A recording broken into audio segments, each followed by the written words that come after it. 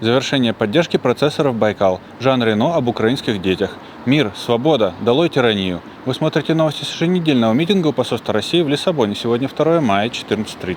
16 апреля сайт о Linux драйверах и железе Phoronix сообщил, что в Linux 7.1 начали удалять драйверы процессоров Байкал, потому что их некому поддерживать. Железо редкое, а проект поддержки этих процессоров остался недоделанным. Первый инженерный образец Байкал Т1 показали в мае 2015 года. Это был двухъядерный процессор, производившийся на фабрике TSMC на Тайване. Источник РБК оценивал вложение до 1,5 миллиарда рублей. 28 апреля Государственное агентство Объединенных Арабских Эмиратов ВАМ сообщило, что Эмираты выходят из ОПЕК и ОПЕК+ с 1 мая этого года. Актер Жан Рено выпустил свой второй роман под названием «Левазьон».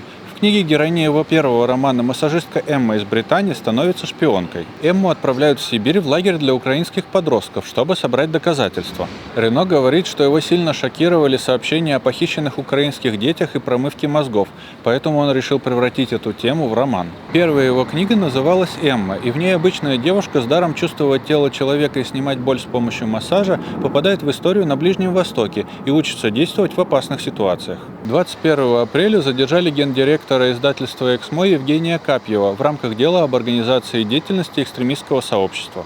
Позже были допрошены другие топ-менеджеры издательства. 30 апреля все вернулись к работе, но остаются в статусе свидетелей под подпиской о неразглашении.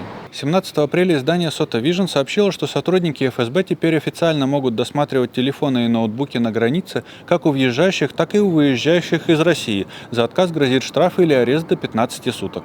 23 апреля правозащитный центр «Мемориал» сообщил, что как минимум 66 политзаключенных уже погибли в российских тюрьмах. Поименный список ведет проект «Поддержка политзаключенных «Мемориал». 1 мая команда Навального в Нью-Йорке провела антивоенный марш «Мир, свобода, долой тиранию».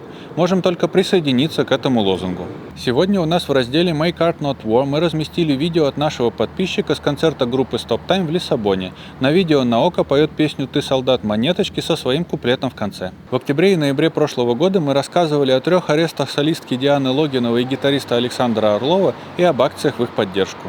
Россия не их собственность. Объединяйтесь, стройте свои сообщества и поддерживайте тех, кто сопротивляется.